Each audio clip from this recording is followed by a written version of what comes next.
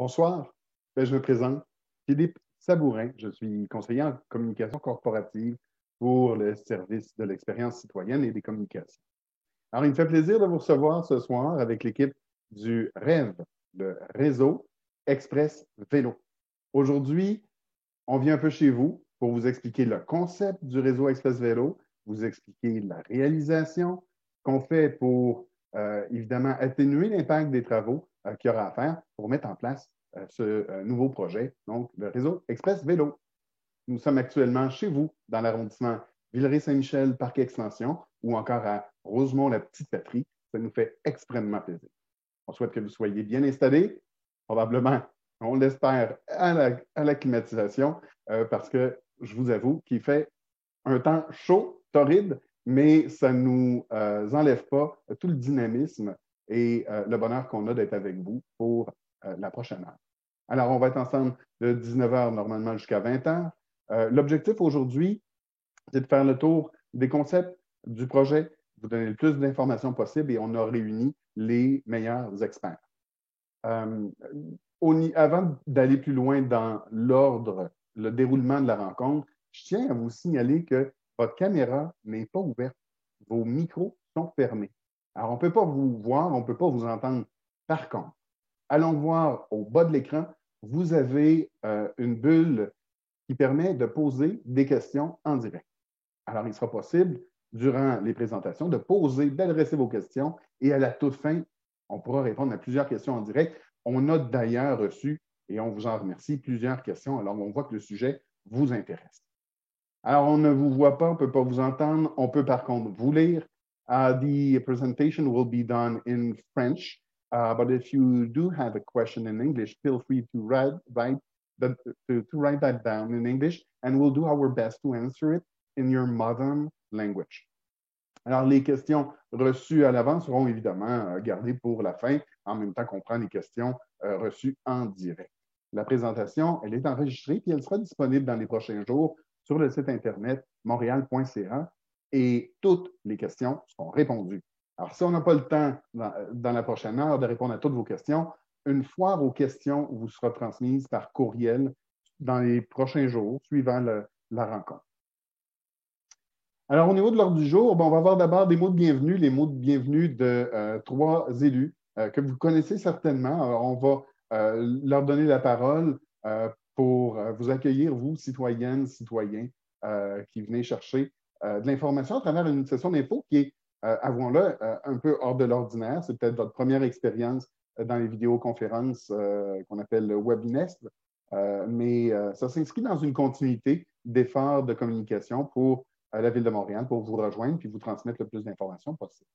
Après le mot de bienvenue des élus, on va s'en aller tranquillement vers le concept et à ce moment-là, on aura donc un chef de section qui pourra, spécialiste en vélo, qui va vous donner l'information sur les grandes lignes du rêve.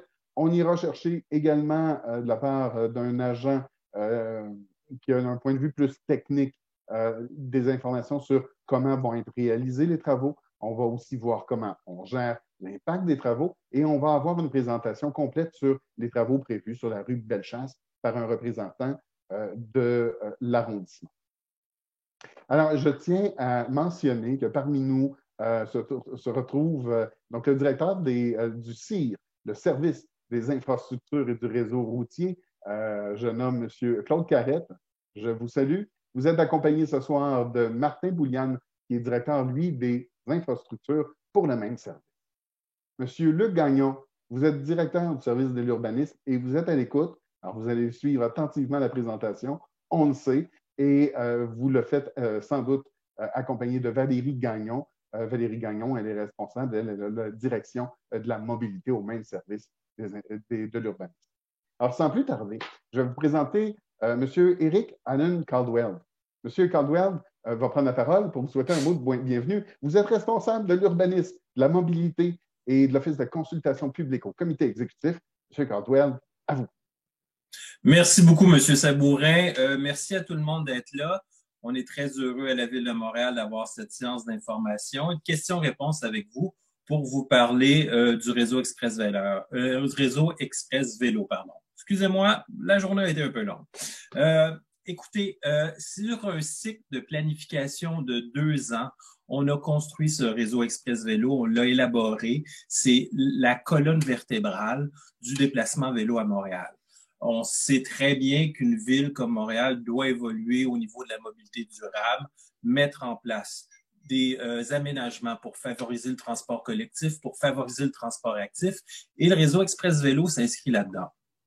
Alors, le réseau Express Vélo, ça vient transformer la rue pour mieux camper chaque mode, que ce soit les piétons, les cyclistes ou le trafic, dans l'espace disponible dans la rue. Et ça vient sécuriser l'ensemble de l'emprise pour tout le monde.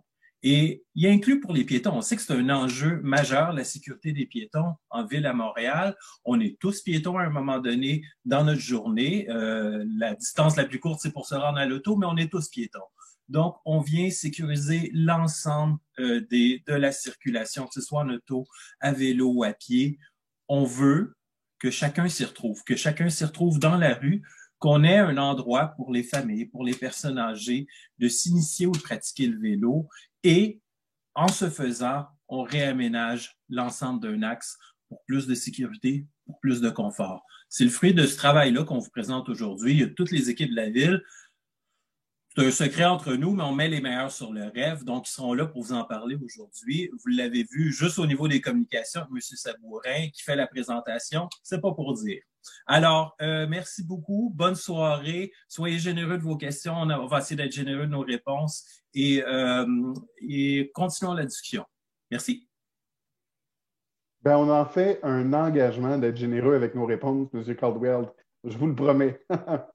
Prochaine intervenante à vous présenter pour les mots de bienvenue, nulle autre que Marianne Giguère. Madame Giguère, elle est conseillère associée au comité exécutif. Évidemment, vous avez le chapeau des transports actifs. Vous êtes également élu au conseil de ville pour l'arrondissement Le Plateau, le district des Lauriers. Alors, je vous ai présenté, Madame Giguère. À vous la parole.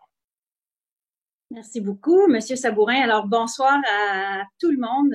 On est vraiment heureux que vous soyez là. Vous êtes très, très nombreuses et nombreux ce soir. Ça témoigne en fait, ça témoigne de votre curiosité, de vos nombreuses questions, mais ça témoigne aussi de l'ampleur de ce projet-là. Parce que le réseau Express Vélo, oui, c'est un projet d'aménagement cyclable, bien sûr, mais ça va bien au-delà de ça. C'est un projet de transformation de la rue. C'est un grand projet urbain qui va changer l'atmosphère des rues où ils vont passer, où les axes du rêve vont passer. Vous pouvez déjà en avoir une petite idée sur Bellechasse, dans l'arrondissement de Rosemont-la-Petite-Patrie, où il y a plusieurs tronçons du rêve sur Bellechasse qui sont maintenant réalisés, fréquentés par les cyclistes. Et pourquoi on fait ça? Ben, parce que d'abord, oui, il faut, pour attirer les gens sur les rues, pour que les gens aient envie de déambuler, qu'ils aient envie de fréquenter les commerces, qu'ils aient envie d'habiter un quartier, on a besoin de cette échelle-là qui est très humaine, qui est très sécuritaire pour tout le monde. Et encore une fois, on l'a dit, M. Caldwell l'a dit, c'est pas que pour les cyclistes parce que vous allez le voir dans la présentation, les aménagements qu'on fait pour cette piste cyclable-là vont sécuriser énormément aussi le passage des piétons aux intersections, aux arrêts d'autobus, le fait d'avoir chacun son espace et chacun son moment pour prendre une intersection, ça va aussi réduire de beaucoup le stress qu'on vit quand on est automobiliste ou camionneur et qu'il y a des cyclistes sur la rue. Là, chacun a son espace.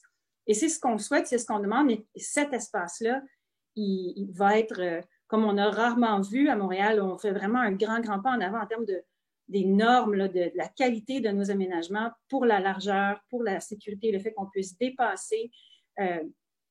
On va avoir énormément plus de gens. On a plein de gens qui font déjà du vélo. Le réseau est saturé. On peine à desservir les cyclistes déjà présents.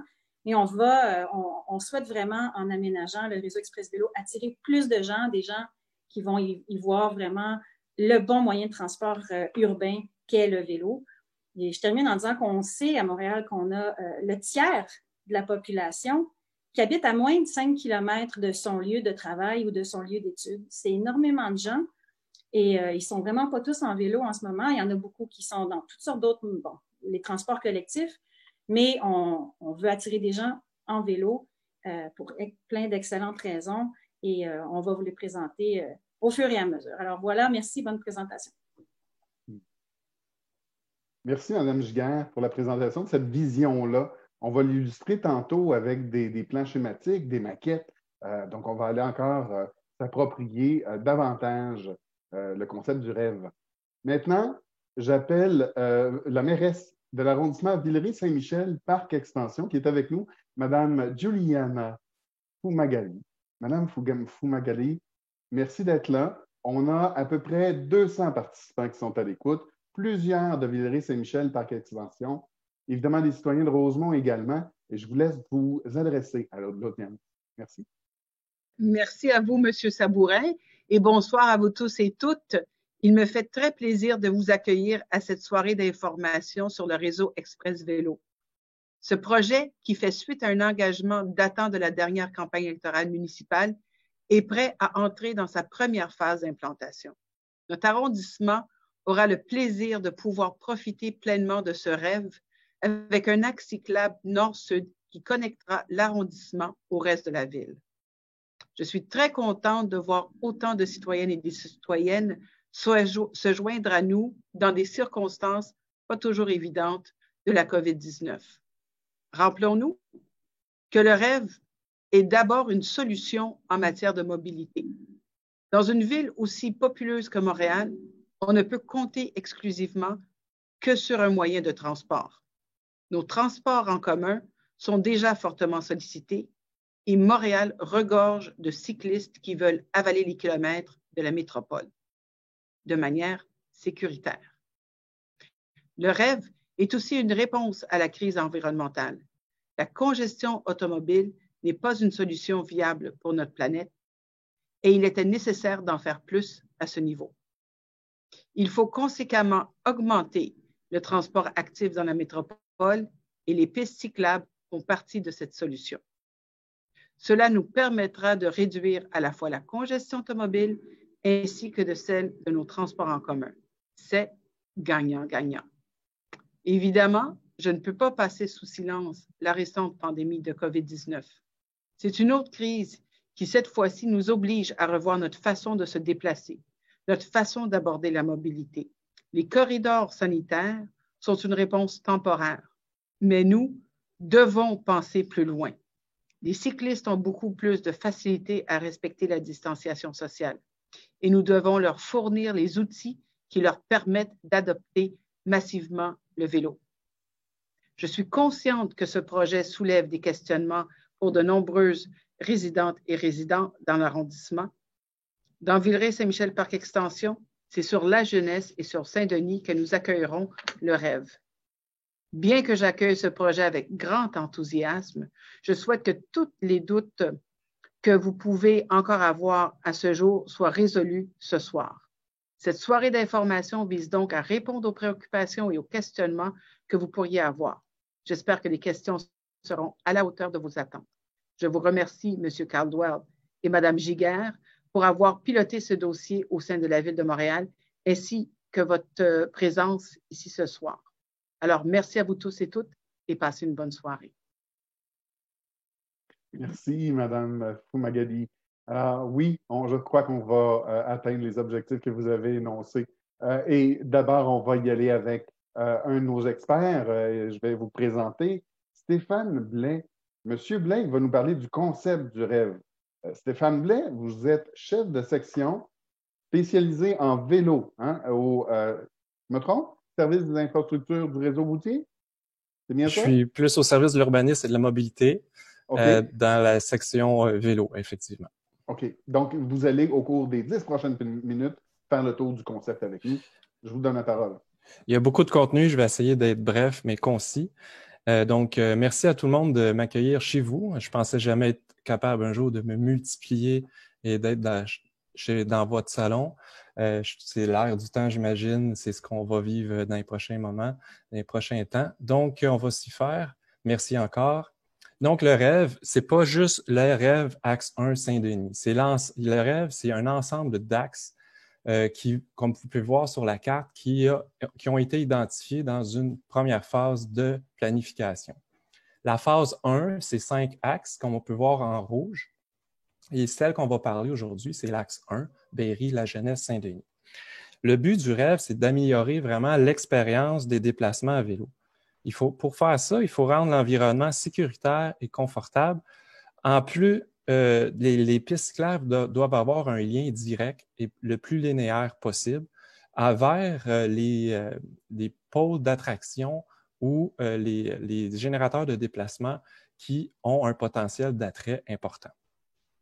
Comme M. Caldwell l'a dit, le rêve, c'est la colonne vertébrale. Moi, je fais toujours la comparaison avec le métro de Montréal. Le métro, c'est la colonne vertébrale du transport collectif sur laquelle se rabat beaucoup d'autobus. Le rêve, c'est la colonne vertébrale, le métro de Montréal, sur lequel va se rabattre beaucoup de liens cyclables pour l'alimenter.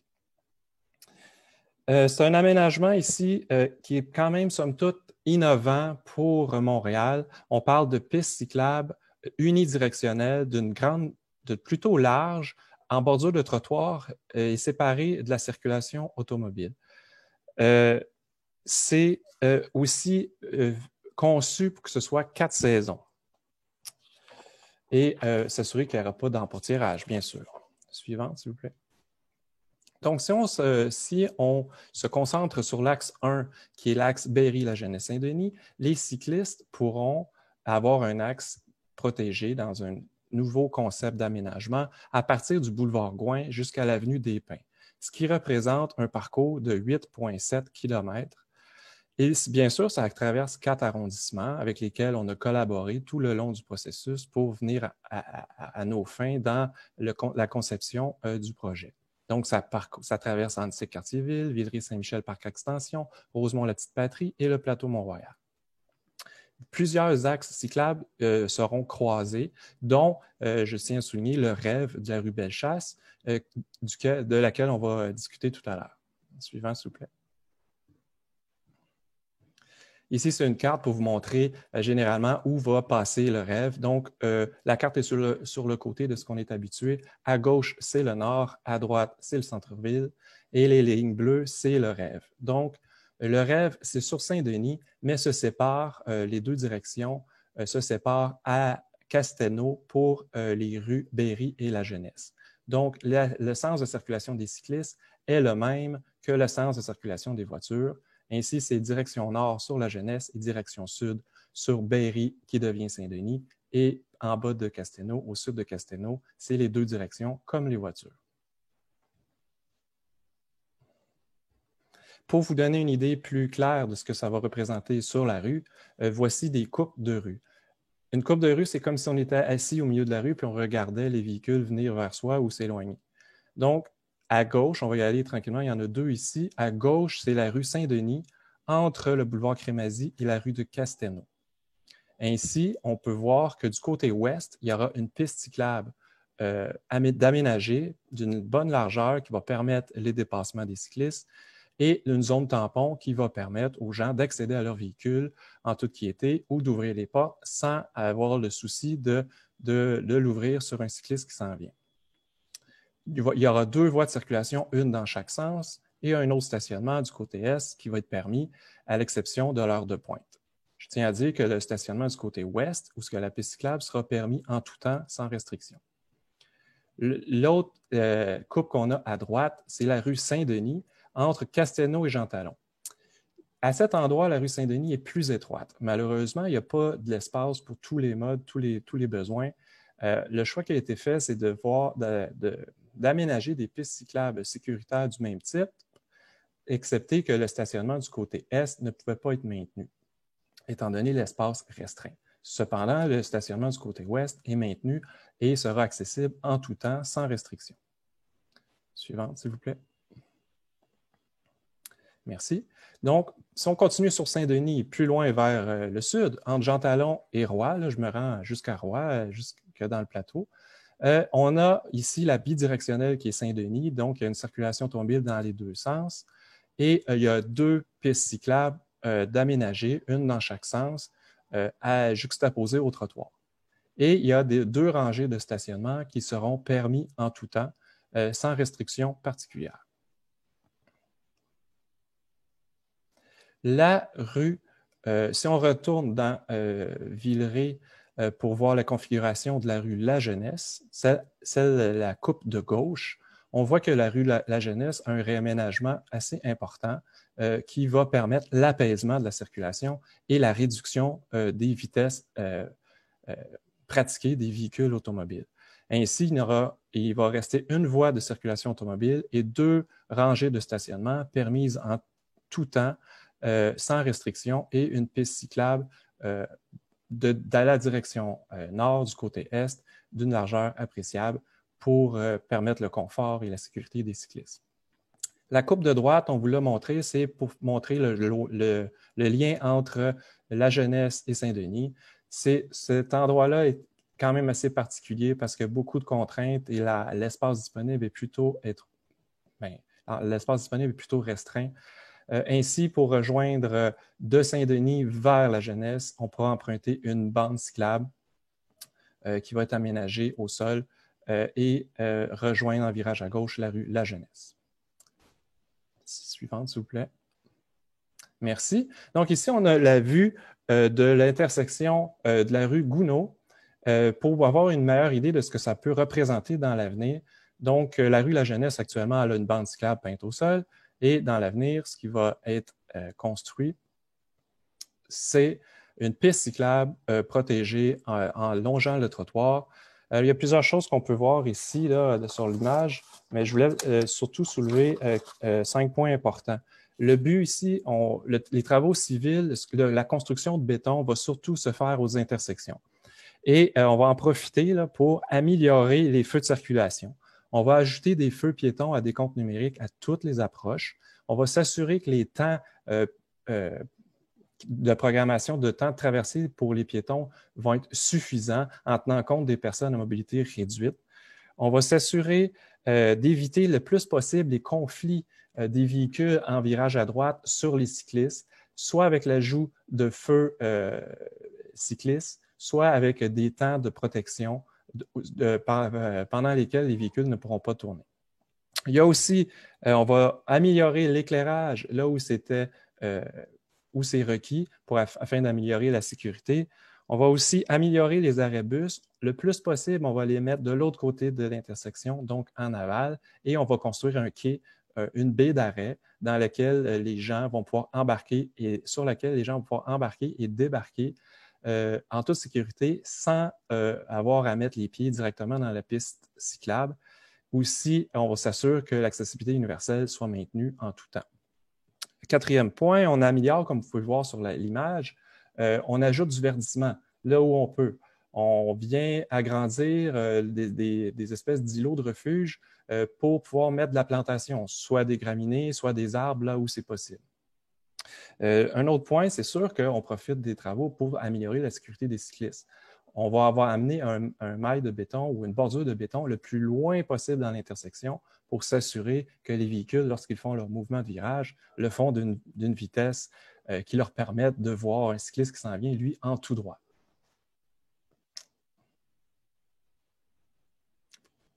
Je vous amène plus loin, au sud, sur Saint-Denis, au coin de Bélanger. Encore là, la transformation est assez impressionnante. Je vous montre ce que ça donne par la suite. Voilà, plusieurs choses sur cette photo. Là, on voit les 2 voies de circulation automobile, on voit les rangées de stationnement. On voit la bordure de béton qui vient le plus loin possible dans l'intersection. On voit un sas vélo vert au sol qui permet aux cyclistes qui arrivent de la transversale, c'est-à-dire Bélanger, de s'y réfugier pour tourner à gauche. On voit des feux modifiés des feux de circulation modifiés. On voit l'éclairage amélioré. On voit aussi à droite un quai d'arrêt d'autobus qui est de l'autre côté de l'intersection sur lequel les gens vont pouvoir embarquer et débarquer de l'autobus. Et un peu plus loin à droite, on voit une station Bixi sur laquelle il va pouvoir être déposé sur la rue et il va être protégé par aussi un maille de béton ou une bordure de béton, ce qui va ouvrir la porte à une éventuelle possibilité d'avoir des Bixi 4 saisons. Une vue de haut, un plan d'une intersection compliquée. Ici, on est à Berry-Crémazie. On a retiré l'autoroute 40 pour qu'on puisse bien voir en dessous. À gauche, c'est le nord. À droite, c'est le sud, donc vers le centre-ville. Ce point que je ne vais pas rentrer en détail de tout ça, les choses que je voulais faire remarquer, c'est la fermeture de l'îlot de virage à droite sur Berry, là, ce qu'on voit à gauche, et la protection des cyclistes tout le long sous la structure de béton, sous la structure d'autoroute, pour s'assurer que les cyclistes, lorsqu'ils franchissent cet environnement-là qui est peu convivial, peu confortable, aient le sentiment de sécurité et aient, pas juste un sentiment, mais soient vraiment en sécurité. Suivante, s'il vous plaît. Et la même chose à la jeunesse, Crémazie. On voit à droite la bordure de béton qui s'avance le plus loin possible vers l'intersection. On voit sous la structure de pont de l'autoroute une bordure de béton qui protège les cyclistes. Et à gauche, on voit l'arrêt d'autobus qui permet, avec un quai, de monter et descendre de l'autobus. Une autre vue en plan, elle est plus compliquée, il y a beaucoup de couleurs. C'est presque un plan de construction, mais ce qu'on voulait montrer, c'est que non seulement on prend soin des cyclistes, mais on améliore aussi la qualité de vie de tous les usagers de la route, que ce soit les transports collectifs ou les piétons ou les automobilistes, même les écoliers. Ici, à gauche, en bas à gauche, qui représente le nord-ouest, il y a une école. Donc, l'apaisement de la circulation est très important, s'assurer que les véhicules ne roulent pas vite. C'est pour ça qu'on a introduit ici une déviation horizontale de la chaussée comme un slalom pour s'assurer que les gens ne puissent pas aller trop vite. On a réduit la longueur des traversées piétonnes au minimum pour s'assurer que le temps qui est passé dans la rue soit le plus court possible. On a des îlots de protection pour les cyclistes dans l'intersection. On a des avancées de trottoir, de la plantation pour les îlots de fraîcheur. Donc, bref, on a mis le plus possible lorsque on pouvait se le permettre. Une dernière intersection compliquée, c'est le viaduc des Carrières. Donc, sur Saint-Denis, pour franchir entre Rosemont et le plateau Mont-Royal, c'est quand même une place sinistre, une place qui est endeuillée. Il y a eu plusieurs incidents sous cette structure. La solution apportée ici, c'est de construire un mail de protection, une bordure de béton de protection qui passe sous la structure tout le long. Pour ce faire, il y a une voie qui est retranchée sur Saint-Denis et la voie de droite est occupée par l'aménagement cyclable. Aussi, il ne faut pas oublier qu'un lien, on n'a pas oublié de créer un lien vers la piste cyclable des Carrières pour s'assurer que les gens puissent accéder et sortir du rêve Saint-Denis en toute facilité. La répartition modale, ça, c'est-à-dire le pourcentage attribué à chacun des modes de transport ou de déplacement. Ainsi, si on voit là, en haut, les deux premières barres, c'est la jeunesse, ensuite c'est Saint-Denis dans Villeray, ensuite Saint-Denis dans Rosemont, et on a le avant-après. Les modes actifs qui représentent le vélo et les piétons, et les modes motorisés qui est la voiture, les autobus, les camions. Avant représentait aux alentours de 70% de l'espace. Suite au rêve, il y a un rééquilibrage, une équité qui est remise sur le partage de l'espace avec une proportion de 50-50%, autant 50% pour les modes actifs, vélo, piéton, que les modes motorisés, auto, autobus, camion. Aussi, le rêve se veut distinct, se veut différent des autres aménagements cyclables, non seulement par sa conception, son aménagement, mais aussi par sa signature, une visualisation différente. Donc, à chaque entrée, il y aura un seuil, à chaque intersection, un seuil bleu avec les petits points rouges, peints au sol, ainsi que des oriflammes, là, comme on voit en bas, des drapeaux qui seront mis à chacun des lampadaires, des pastilles, pas chacun des lampadaires, mais sur le parcours. Et ça va permettre aux usagers, qu'ils soient automobilistes ou piétons ou cyclistes, de savoir qu'ils sont sur un lien rêve sur lequel tout a été mis en œuvre pour que leur confort soit assuré. Sur ce, je cède la parole à mon ami Tché.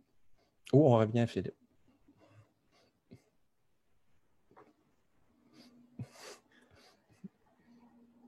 Stéphane, ça aurait été absolument correct de céder la parole à notre ami Tché Ouamani, puisque je ne trouvais pas le bouton de contrôle de mon micro. Donc, je vais vous le présenter moi-même à ce moment-là.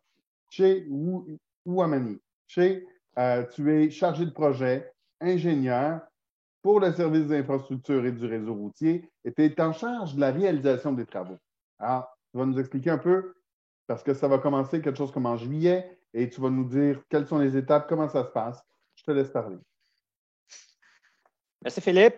Donc, moi, de mon côté, je vais vous présenter les travaux qui s'en viennent là, justement sur la rue Saint-Denis. Donc, je pense que mon collègue Stéphane nous a montré de belles images là, au niveau des travaux là, que ça va avoir lieu plus tard. Donc, je commencerai pour le tronçon Saint-Denis, que ça va se passer de la rue Jarry à Crémazie. Pour cette tronçon-là en question, bon, mais on va trouver des constructions d'arrêts d'autobus surélevés avec des débarcadères. On va voir aussi des constructions des terre-pleins centraux en béton et avec des fosses de plantation. Comme vous l'avez vu dans les images aussi, bon, mais il va y avoir des lampadaires et des feux de circulation qui vont être qui vont être construits puis mis surtout aux intersections. Au niveau des... on passera à la prochaine présentation.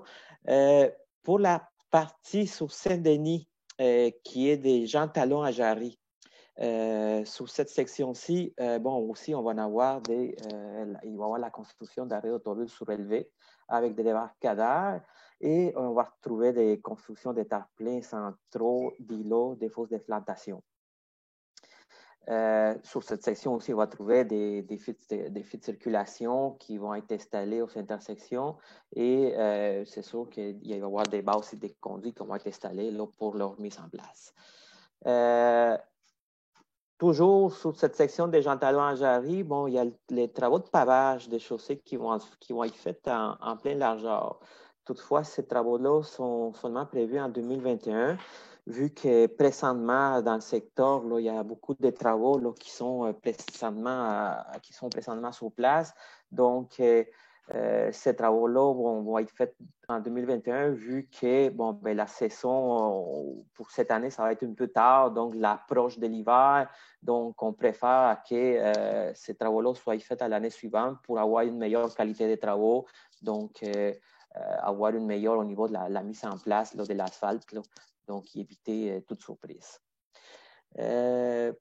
Pour ce qui est du tronçon, toujours sur la rue Saint-Denis, des Jean Talon à Descarrières, on a aussi les mêmes travaux qui se répètent. C'est au niveau des constructions d'arrêts d'autobus, toujours avec des débarcadères qui sont surélevés, des terre-pleins centraux en béton, d'îlots, des fosses de plantation. Et entre les boulevards Rosemont et puis Descarrières, bon, il va y avoir aussi une reconstruction d'une conduite d'aqueduc. Il y a une reconstruction des conduites d'aqueduc de 200 mm là, qui va être remplacée sur une longueur approximative de plus ou moins 45 mètres linéaires. Toujours dans cette section-là, bon, ben, on va voir aussi des lampadaires et des feux de circulation aux endroits requis. Et on viendrait compléter le tout pour une réfection de la chaussée là, en pleine largeur là, des part et d'autre. Pour ce qui est de la rue La Jeunesse, bon, ben, au niveau de la rue La Jeunesse, là, on parle de la rue des Castelnau jusqu'au boulevard Crémazie. Sur cette section-là, bon, on retrouve encore une fois des constructions d'arrêts d'autobus surélevés avec des débarcadères. On va voir la mise aux normes des feux de circulation, la mise en place des lampadaires aux endroits requis. Et on viendrait aussi faire un aménagement géométrique, là, une construction des saillies puis des fosses de plantation. On viendrait terminer le tout là, avec un planage de la chaussée. Donc, on viendrait enlever de l'asphalte, après ça, une épaisseur approximativement de 60 mm. Et on terminerait avec une couche d'asphalte en pleine largeur là, sur cette tronçon-là en question. Je vais vous parler un peu au niveau de l'échéancier des travaux et des délais contractuels. Bon, les travaux sont prévus bientôt. Là, on parle de la fin juin, donc ça s'approche bientôt. Et ils vont s'étaler jusqu'à la fin octobre 2020.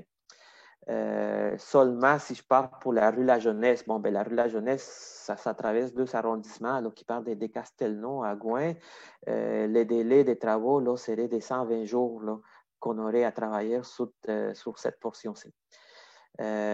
Pour la rue Saint-Denis, Ibéry, on a un délai de 75 jours. Bon, pour Saint-Denis, c'est sûr que cette tronçon-là part de Jarry à Crémazie et pour Berry, ça serait de Crémazie à Gouin. Donc, on aurait des travaux là, pour 75 jours, là, un échéancier quand même assez serré.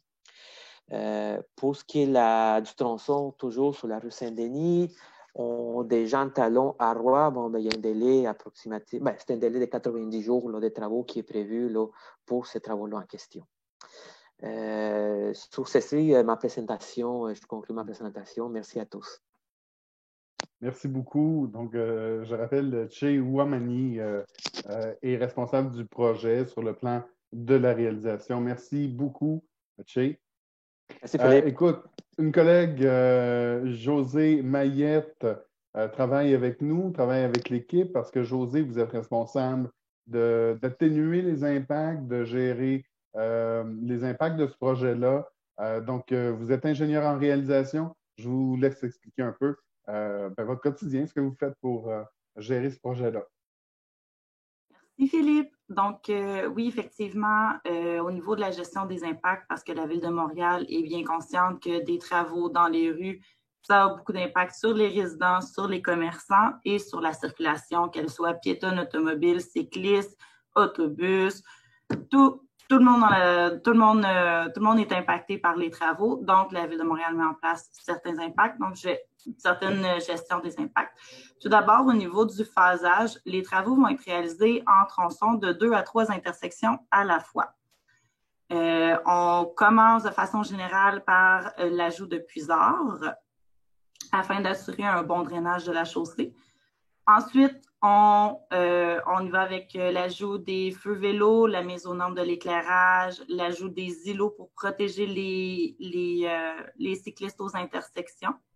Dans cette phase-ci de travaux, la majorité des interventions ont lieu près des intersections, comme l'a mentionné tout à l'heure Stéphane.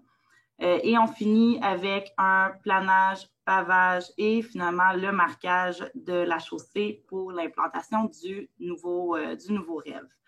La majorité des travaux se font en fermeture partielle, en entrave partielle de la chaussée. Cependant, certains travaux, comme les travaux d'ajout de puisards, les travaux de planage, de pavage, se font en fermeture complète. Au niveau de l'impact, l'impact est quand même important dans chaque tronçon dans lequel les travaux sont en cours. Cependant, la durée des travaux dans ces tronçons-là, elle est assez courte. Donc, on parle d'un impact global modéré. Au niveau des travaux d'aqueduc entre le boulevard Rosemont et le viaduc des Carrières, l'impact est un peu plus important étant donné la complexité des travaux et leur durée. Faire de l'aqueduc, c'est un peu plus long et complexe. La Ville s'en excuse, mais c'est nécessaire pour avoir un bon réseau d'aqueduc. Donc, de façon générale, on parle d'entrave partielle de la chaussée. Une voie de circulation est maintenue. Les bandes cyclables sur la Jeunesse vont être maintenues. Saint-Denis, il n'y en a pas encore, donc pas besoin de maintenir les vélos. Les horaires de travaux sont de 7h à 19h avec la possibilité de travailler les fins de semaine également afin de vraiment assurer la complétion des travaux dans les délais requis, comme Che l'a si bien dit tout à l'heure. Tous les parcours de la STM seront maintenus. Cependant, des arrêts pourraient être déplacés ou annulés pendant qu'on est en travaux sur certains tronçons. Merci. Donc, la Ville de Montréal étant bien au fait de tous les impacts que ces travaux-là ont sur l'ensemble des résidents, des mesures de mitigation sont mises en place. Tout d'abord, l'accès à tous les bâtiments, à toutes les résidences, à tous les commerces sont maintenus en tout temps. Certains travaux de saillie peuvent empêcher l'accès direct vers un commerce. Dans ces cas-ci, un accès temporaire est créé, souvent par l'ajout de passerelles en bois. Ensuite, toutes les livraisons sont maintenues vers les commerces. Il peut arriver que des zones de livraison soient déplacées, soit un peu plus loin dans la rue, soit sur une rue transversale, parce qu'étant donné que les travaux sont situés près des intersections.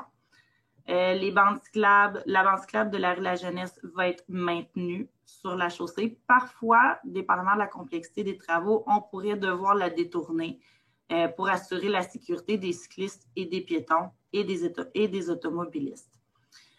Tous les parcours piétons sont conservés pendant les travaux. C'est important de suivre la signalisation en place parce qu'on a des travaux de saillie à faire et donc les piétons vont devoir suivre un petit chemin de détour pour contourner les travaux. Mais c'est rien de majeur pour les piétons. On ne parle pas de grandes déviations piétonnes. Ensuite, les collectes de déchets, de matières recyclables et autres ordures vont être maintenues pendant les travaux. Après les travaux aussi, évidemment. Au niveau de les mesures sanitaires en place. Non, suivante. Merci. Tout le monde est au courant de la pandémie actuelle. La Ville de Montréal veut s'assurer que les citoyens restent en santé restent en santé pendant les travaux et que ceux-ci n'affectent pas la santé de personne. Donc, dans le but de suivre également les consignes qui sont édictées par les gouvernements fédéraux et provinciaux, un habillage de chantier a été créé par la Ville de Montréal. Tout d'abord, en bordure des zones de chantier, des panneaux de rappel des mesures d'hygiène et de distanciation physique seront installés. Selon les besoins des travaux, lorsque les trottoirs le permettront, soit s'ils ont plus de 2,5 mètres de largeur, des corridors à double sens seront implantés sur les trottoirs et sur la chaussée, permettant ainsi à deux piétons de se croiser de façon sécuritaire. Lorsque ce n'est pas possible d'avoir un croisement sécuritaire selon les règles de distanciation physique, des corridors à sens unique vont être implantés sur les tronçons et certains piétons pourront être détournés. C'est une question de sécurité, de santé pour tous. Ça fait le tour pour moi. Je te relance la parole. Merci beaucoup, Josée. Oui, les règles de distanciation sociale ne s'appliquent pas qu'aux présentations. On le voit sur le terrain. D'abord, les équipes ont des règles à suivre. Évidemment, on a des gens sur le terrain qui s'occupent d'abord de nos employés, des gens qui travaillent. C'est important d'assurer leur sécurité sur le chantier. Mais il faut penser qu'un chantier, c'est un milieu de vie. C'est tous les gens qui circulent autour. Puis c'est bien, Josée, que tu aies rappelé que c'est une de nos préoccupations. Je t'en remercie. Maintenant, on va passer à la présentation du projet Toujours le rêve, mais Bellechasse. Et on va avoir de l'arrondissement Rosemont-Petite-Patrie, Olivier Bartou, chef d'équipe. Olivier, on veut avoir plein feu sur la rue Bellechasse. Oui, tout à fait. Merci beaucoup. Merci Philippe. Donc bonjour à tous. Donc c'est ça, comme ça a été présenté pour le rêve Saint-Denis, je vais vous faire une présentation un peu plus condensée pour la rue de Bellechasse, qui donc est en cours de réalisation en ce moment, comme ça a été mentionné par Madame Giguère et comme je suis sûr certains d'entre vous l'ont déjà remarqué. Donc l'axe de la rue de Bellechasse fait une longueur d'environ 6 km et il va donc de l'avenue de Gaspé jusqu'à la rue Châtelain. On va voir une carte par la suite pour se rendre compte un petit peu ce que ça représente. Et donc, il traverse l'arrondissement Rosemont-la-Petite-Patrie, évidemment. Étant donné que c'est le seul arrondissement traversé, ça nous a permis donc de faire le suivi de ce dossier en arrondissement. En termes de croisement avec les axes cyclables, comme vous pouvez voir, la liste est plutôt longue. Mais parmi les principaux, on peut évidemment citer le rêve Saint-Denis qui vient de vous être présenté, et donc la rue Boyer qui constitue donc la route numéro 1, la route verte. Donc en termes de localisation du projet, comme vous le voyez, le rêve Bellechasse traverse pratiquement tout l'arrondissement au complet, puisque la limite à l'ouest est le boulevard Saint-Laurent et qu'il nous reste quelques tronçons de rue pour nous y rendre. Et à l'est, donc, on arrive à la fin de la rue de Bellechasse, et donc la limite d'arrondissement étant le boulevard Lacordaire. Donc juste quelques mots au niveau de l'extrémité ouest. Pourquoi on s'arrête à la rue de Gaspé et non au boulevard Saint-Laurent? Donc, en fait, à terme, c'est prévu de se rendre au boulevard Saint-Laurent, mais c'est juste qu'actuellement, pour ceux qui l'ont déjà remarqué, il y a un travaux du centre de transport Saint-Denis qui est en cours et qui fait en sorte donc qu'on ne peut pas donc prolonger le rêve jusqu'à cet endroit-là, puisqu'il y a une occupation de la rue par le chantier qui ne nous permet pas d'implanter un rêve donc tel qu'on le voudrait.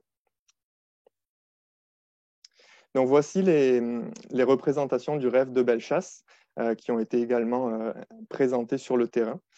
Donc comme vous le voyez, c'est vraiment un aménagement confortable, donc bidirectionnel avec 2 pistes unidirectionnelles de part et d'autre de la rue de Bellechasse. Donc dans le milieu, là où la personne qui visualise cette image se trouverait, c'est la voie de circulation pour automobile qui passe à sens unique. Comme vous pouvez le voir, il y a une seule voie de circulation en ce moment, et donc c'est une voie de circulation qui va vers l'ouest.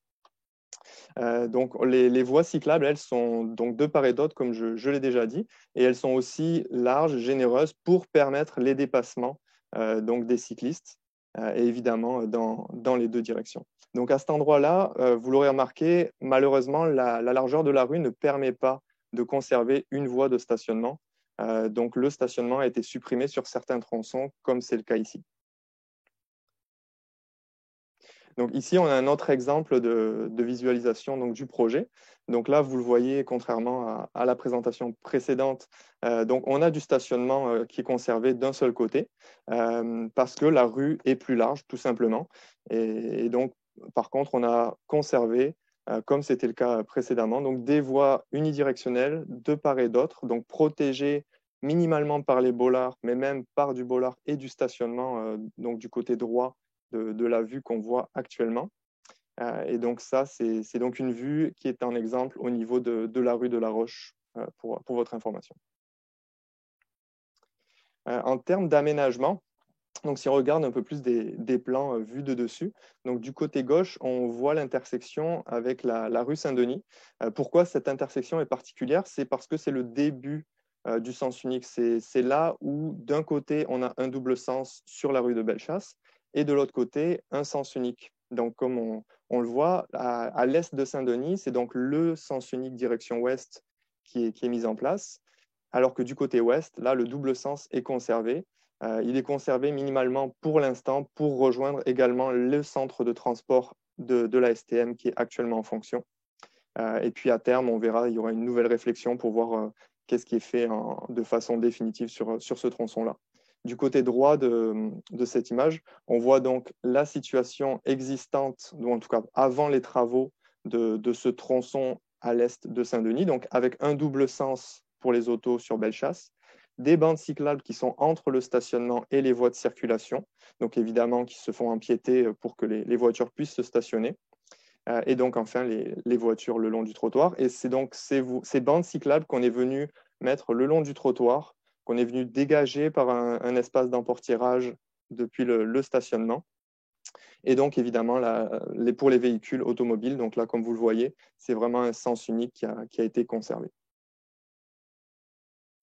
En termes de part modale sur la rue, comme ça a été présenté précédemment sur Saint-Denis, entre De Gaspé et Chabot, on voit que donc, la part des vélos, la part des voies cyclables a beaucoup augmenté puisqu'on avait 2 bandes cyclables d'environ 1,5 m ou 2 mètres, et que là, on a 2 vraiment voies cyclables protégées qui font chacune plus de 2 mètres. Donc évidemment, on voit qu'on a pratiquement doublé l'espace et on arrive à un partage un peu plus équilibré entre les différents modes, les modes de transport, puisque donc les autos et autobus qui avaient 53% de l'espace se retrouvent à environ aussi donc 38%. Donc à l'est de la rue Chabot, avant les travaux, il n'y avait pas d'aménagement cyclable. C'est pour ça qu'on constate que 80% de l'espace était réservé aux automobiles. Et c'est là donc qu'on vient repartager l'espace encore une fois en implantant deux voies cyclables, donc deux voies cyclables unidirectionnelles de part et d'autre de la rue Bellechasse. En termes de séquence de travaux, donc le projet de Rêve Bellechasse c'est vraiment une étape transitoire qu'on vient implanter en ce moment. Donc, comme vous le voyez sur les différentes images, on a commencé par une réfection de la chaussée, puisqu'il y avait des endroits qui, le long du trottoir, puisque c'est là qu'on cherche à implanter notre aménagement, n'étaient pas en bon état, avaient des problèmes de roulement, un confort qui était très limité. Donc, on est venu faire des réparations, une réfection de la chaussée à ces endroits pour permettre, dès le premier jour d'implantation, un confort de roulement et aussi un côté sécuritaire qui est vraiment bon pour les usagers. Donc ensuite, c'est là qu'on est venu implanter le rêve, c'est-à-dire ajuster les panneaux de signalisation pour indiquer où étaient les aménagements et comment les utiliser. Et également donc le marquage au sol, comme on le voit sur les exemples, sur les images, donc avec des zones assurées pour délimiter l'espace entre les vélos et les autos, ainsi que par exemple un exemple de sas vélo à l'intersection de la rue Boyer. Enfin, donc pour compléter le tout dans cette étape transitoire qui sera par la suite rendue plus permanente dans les années qui vont venir, on est venu installer des bollards pour délimiter physiquement les voies de circulation auto et vélo et aussi les voies de stationnement éventuelles. Donc, on est venu mettre des bollards sur les deux directions pour protéger donc, tous ces déplacements.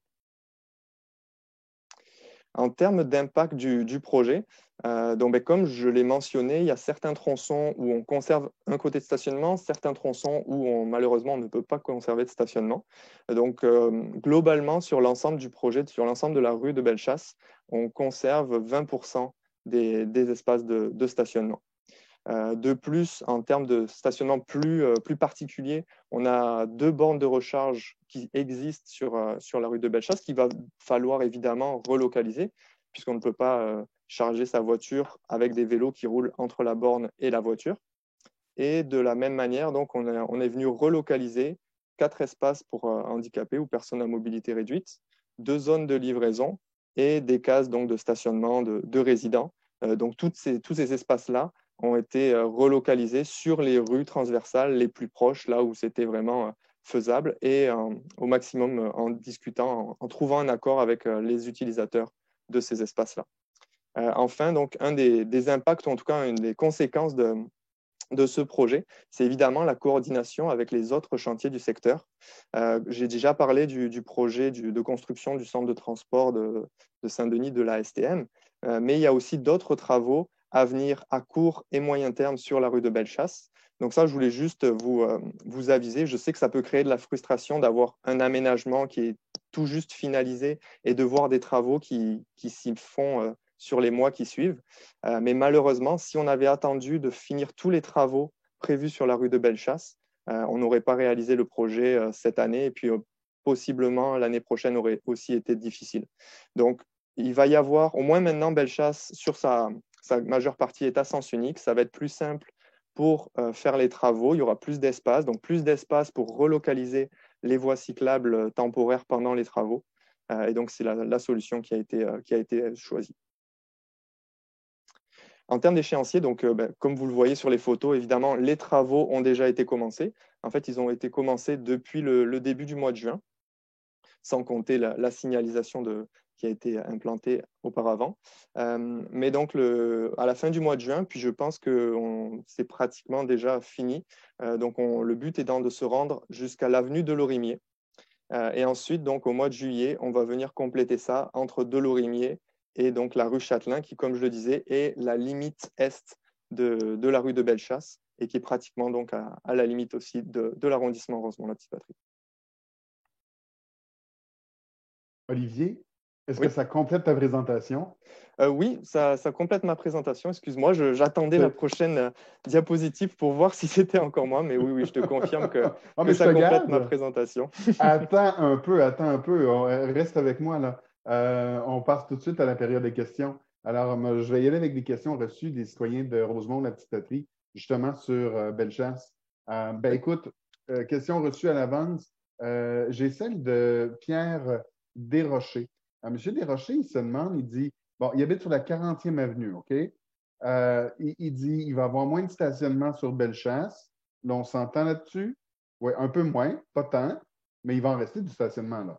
Alors, ça dépend des endroits, comme je l'expliquais. Il y a certains tronçons de Bellechasse sur lesquels il n'y aura plus de stationnement. Les deux côtés vont être enlevés. Et d'autres tronçons pourront conserver un côté de stationnement. Comme je le disais, ça dépend de la largeur actuelle. Donc, ça peut varier. Monsieur Desrochers, ce qui l'inquiète, c'est qu'il y a des gens qui ont accès à l'hôpital Maisonneuve, pas loin, et qui vont venir se stationner là, sur sa rue. Est-ce que c'est justifié d'avoir cette préoccupation-là? Oui, tout à fait. Je comprends son point de vue, évidemment. Et puis, ce que je l'inviterais à faire, c'est de faire une demande auprès de l'arrondissement pour implanter des zones de vignettes sur sa rue. S'il en a déjà, c'est toujours possible, selon la demande, d'agrandir ces zones de vignettes, si ça ne Oui. suffit pas à répondre à la demande. Mais s'il n'y en a pas du tout, on peut au moins, c'est possible d'en implanter une. Et ça vient des demandes de citoyens. OK. Donc, 3-1-1. 3-1, tout à fait. Oui, c'est là un bon point de départ. Après ça, je pense qu'il y a une consultation à faire ça prend un quorum, là, un certain nombre de résidents qui sont d'accord, mais on passe par le 3-1. Les gens, quand j'ai appelé à l'arrondissement, ils m'ont dit qu'ils testaient ça, des demandes comme ça avec diligence. Ils en ont plusieurs, mais ça vaut la peine. Merci beaucoup, Olivier, pour le truc. Une autre question pour toi, Olivier Barthou. Étienne Coutu, je ne sais pas si tu connais le CPE Rosemonde. On est autour de la 21e avenue, là. Alors, c'est difficile d'y avoir accès parce qu'il y a actuellement des travaux sur P9, évidemment, ce qui oblige à faire des détours. Alors, et là, bon, d'avoir des entraves supplémentaires sur Bellechasse, ils se demandent, on n'aurait pas pu attendre la fin des travaux P9. Qu'est-ce qu'on peut répondre à M. Coutu? Alors, comme je l'expliquais tout à l'heure, c'est sûr que si on avait attendu la fin du projet de P9, on aurait dû donc reporter le rêve Bellechasse. C'est pas forcément d'1 an, mais même peut-être de 2 ans, parce que je pense que le P9 se finit en 2000, je sais plus, c'est 2021 ou 2022. 2022, le SRB P9. Donc, c'est ça, c'est sûr que ça aurait fait un report vraiment important. Mais je voulais juste le rassurer. En fait, j'ai parlé aujourd'hui à un des responsables du projet SRB P9 et ils m'ont indiqué que la fermeture qui est actuellement en place dans l'intersection Bellechasse P9 devrait se finir au début du mois de juillet.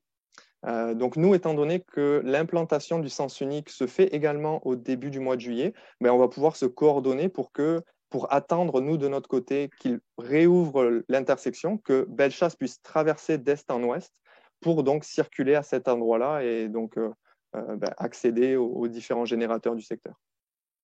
Je pense que ça va être très bien accueilli de la part de M. Étienne Coutu, que je remercie pour la question. Écoute, un grand merci, Olivier. On se revoit peut-être tantôt si j'ai d'autres questions qui s'adressent à toi pour Bellechasse et l'arrondissement. Parfait. Merci beaucoup, Philippe. Je vais avoir besoin pour continuer la période de questions de l'assistance de Stéphane Blais. Stéphane, on va avoir quelques questions au niveau conceptuel à traiter ensemble. On en a.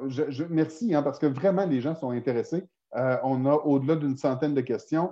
On va, d'abord, il est 19h59. On devait mettre fin à la rencontre, mais on veut donner le plus de temps possible à tout le monde. Alors, on prolonge. Tiens, on vient de décider. Là, on me dit qu'on est d'accord de prolonger de 15 minutes. Alors, Stéphane, sur le 15 minutes, tu vas en occuper au moins 10, c'est sûr, et c'est parfait parce que tu vulgarises très bien. Première question, Stéphane. Alors, on se demande, c'est Clément Dessau qui pose la question, mais la question est revenue souvent. Est-ce que le rêve peut constituer une structure qui serait favorable au développement de Montréal, mais développement à titre de collectivité amie des aînés? Bien, merci pour la question. Certainement, le rêve va permettre le déplacement en sécurité puis en confort de tous les types de cyclistes, que ce soit les personnes qui ont des grandes capacités à vélo ou des personnes qui sont plutôt limitées ou pour qui c'est plus insécure prendre le vélo. Le confort sera là, la sécurité sera là et l'espace pour pouvoir circuler va permettre la circulation, que ce soit de vélos tricycles, que ce soit de vélos électriques, à assistance électrique, c'est-à-dire pas des motos, là, mais des vélos à assistance électrique, de triporteurs. Et l'espace va être là, il va être facile et ne va pas nuire aux autres cyclistes parce que la piste cyclable, comme je le répète, a une largeur suffisante. En même temps, en ajoutant des feux piétons à toutes les intersections avec les décomptes numériques, en s'assurant que les arrêts d'autobus se font sur un quai d'embarquement et de débarquement qui est à l'abri de la circulation des autos et des cyclistes, va certainement favoriser le déplacement des personnes aînées. Puis bien entendu, la circulation automobile n'est pas interdite. La circulation automobile est maintenue à vitesse plus réduite. Puis, si les déplacements doivent se faire en véhicule, du stationnement est maintenu tout le long de l'axe. Stéphane, l'impact des saillies, donc du gonflement de trottoir aux intersections pour la traverse piétonne d'une personne âgée, c'est quoi? Bien, une avancée de trottoir ou une saillie ou un renflement du trottoir ou l'intersection, en fait, ça permet plusieurs choses, mais surtout le gain, le bénéfice, il vient du fait que ça sécurise la traversée parce que la longueur de traverse est réduite. Donc, le temps que la personne passe sur la chaussée, là où il y a des automobilistes, est court et peut aller se réfugier ou se mettre dans sa zone de sécurité, qui sont les trottoirs, plus rapidement. En plus, quand on est sur une avancée de trottoir, on est plus près de la rue, on est plus près des automobilistes, donc on a une meilleure vision sur ce qui s'en vient et les automobilistes aussi, eux, peuvent mieux nous voir. Et comme on a une augmentation de trottoir, un élargissement, c'est aussi tout très bel endroit pour ajouter du verdissement puis améliorer la qualité de vie et les îlots de fraîcheur. Merci pour le complément de réponse. Puis pendant qu'on parle de chronomètre de temps de traverse, beaucoup m'ont posé la question, c'est quoi le temps moyen qui est considéré pour synchroniser les feux pour les vélos? On parle en vitesse, là, normalement, c'est ce qu'on fait, c'est 20 km/h. Mais comme j'ai dit à la présentation d'hier, pour ceux qui étaient là, c'est un temps de feu, c'est des minutages, ce n'est pas un équipement nouveau. Donc, tout ça va s'ajuster parce qu'un point important sur le REV Saint-Denis, c'est qu'on va faire un monitoring tout le long de son implantation et un suivi constant, autant sur la circulation des autos, des autobus, des piétons, des vélos, bien entendu, où vont passer les autos une fois que ça construit, comment on peut limiter les nuisances dans les autres quartiers. Donc, le monitoring va nous permettre de s'assurer qu'on peut ajuster les temps de feu pour s'assurer d'une certaine synchronisation des feux pour les cyclistes. Donc, pour l'instant, la réponse courte, c'est 20 km/h. La réponse longue, c'est on va s'ajuster parce qu'on va s'assurer de faire du monitoring. Ah, j'aime ça. Écoute, une question maintenant de Philippe Etier. Philippe Etier s'intéresse à une intersection que tu nous as montrée tantôt. Tu avais une maquette de l'intersection Rosemont-Saint-Denis. Ce qu'il nous dit, M. Etier, c'est déjà compliqué pour les piétons quand ils attendent au feu de circulation. Ils n'ont pas d'espace. Ils ne se sentent pas en sécurité. Est-ce qu'on a tenu compte de ça? Oui, on en a tenu compte.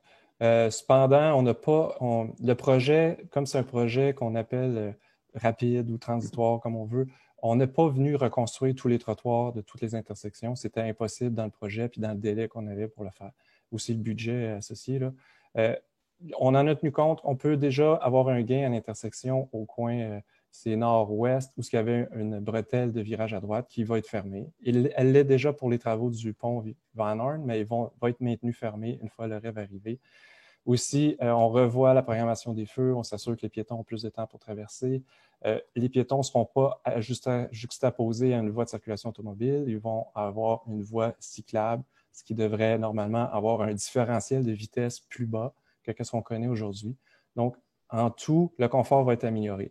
Aussi, on n'a pas fait d'intervention majeure trop à cette intersection-là parce qu'on sait qu'il y a des travaux qui s'en viennent dans un horizon de 5 à 10 ans et on ne voulait pas non plus investir trop massivement sur l'intersection. Mais pour le reste, l'ensemble, la sécurité n'est pas compromise, est maintenue et même améliorée, je vous dirais. OK, ça va être un début, un premier pas. Super, je pense que ça va être bien reçu par M. Etier. M. Benjamin Dupont, merci pour votre question. C'est sur le raccordement du REV. Tu l'as évoqué tantôt à la piste des Carrières, mais peux-tu nous donner plus de détails sur comment le REV pour Saint-Denis se raccorde à des Carrières? Bien, tout simplement par les bretelles. Il y aura les deux bretelles qui sont à l'est puis à l'ouest qui permettent aux véhicules automobiles de soit descendre vers Saint-Denis ou de monter vers des carrières. On va les utiliser. On va mettre des bandes cyclables à contresens. Bien entendu, on n'a pas le choix parce qu'un cycliste qui se dirige vers le nord ne peut pas aller du côté ouest et du côté est déjà. Donc, il doit utiliser la bretelle qui descend pour remonter. Et la même chose pour un cycliste qui voudrait se diriger vers le sud. Quand il va prendre des carrières, il va aller en sens inverse sur la bretelle qui est du côté ouest et il va aller en sens inverse pour aller rejoindre Saint-Denis. Donc, il y aura des bandes cyclables contresens et des bandes dans le sens de la circulation pour rejoindre aussi Saint-Denis à des carrières. OK, je pense que c'est bon comme satisfaisant, c'est complet. C'est plus facile avec le dessin. C'est plus facile avec le dessin. J'espère qu'on a eu l'occasion. De toute façon, écoute, on pourra réécouter la présentation et retourner voir le dessin ou aller sur le site Internet. Je redonnerai les détails tantôt. Une question maintenant en direct, Stéphane, si tu veux qu'on en prenne une. Là. Est-ce qu'il y a des infrastructures, c'est M. Luc Rodel, il se demande, y a-t-il des infrastructures prévues pour le virage à gauche?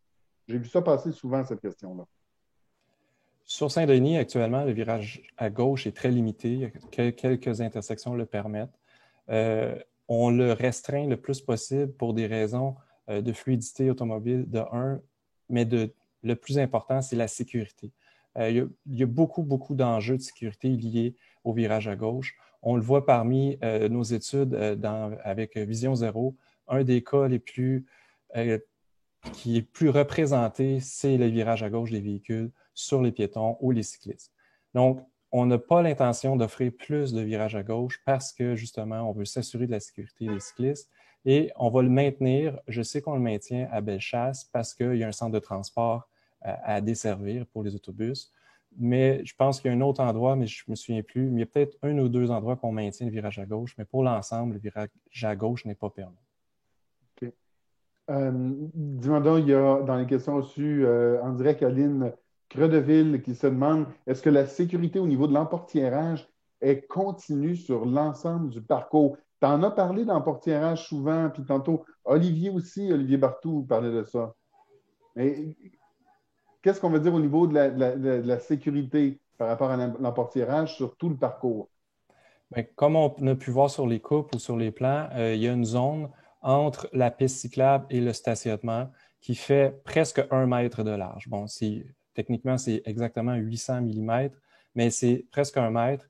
Donc, c'est amplement suffisant pour un véhicule qui est bien stationné sur sa ligne pour ouvrir une portière et même décharger ses épiceries ou détacher son enfant de son banc lorsqu'il est assis derrière.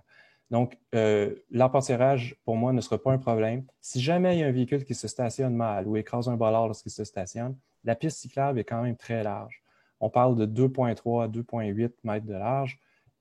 Advenant le cas que le véhicule se stationne mal et doit ouvrir sa porte, on peut quand même, en tant que cycliste, s'assurer de passer à côté du véhicule parce que, justement, encore une fois, c'est la largeur de piste cyclable qui fait le confort et fait la sécurité. Puis la délimitation avec du marquage et des bollards vient appuyer le fait que l'emportiérage ne sera plus un enjeu. C'est bien. Super. Tout le monde comprend, je pense, à ce stade-ci, ce qu'est l'emportiérage, mais pour le bénéfice de tous, peux-tu me le vulgariser, là? Bien raison. L'emportiérage, c'est lorsque une personne ouvre la porte sans faire trop attention à qui s'en vient derrière. Souvent, c'est des cyclistes parce qu'ils arrivent avec une certaine vitesse.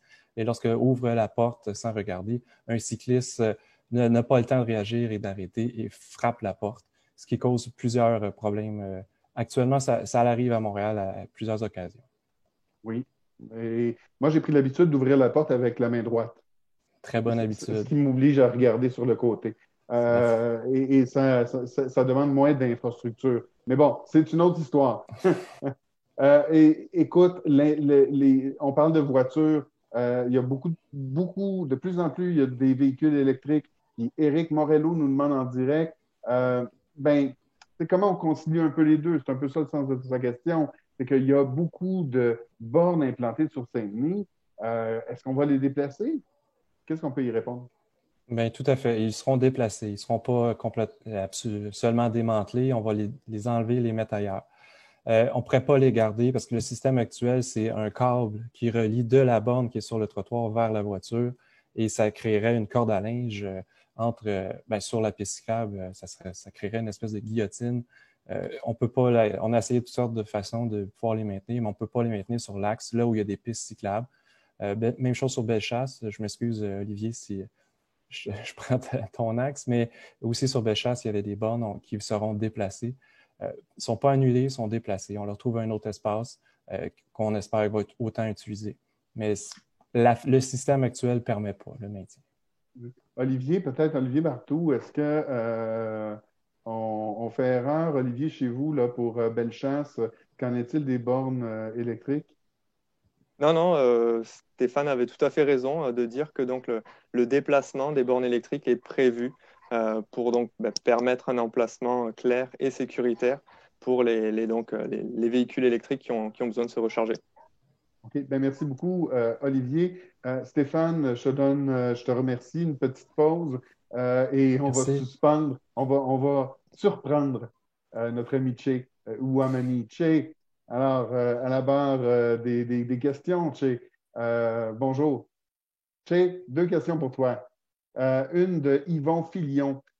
Il se demande, en fait, ce qu'il voudrait avoir, c'est les dates d'ouverture prévues pour l'axe nord-sud du rêve Saint-Denis.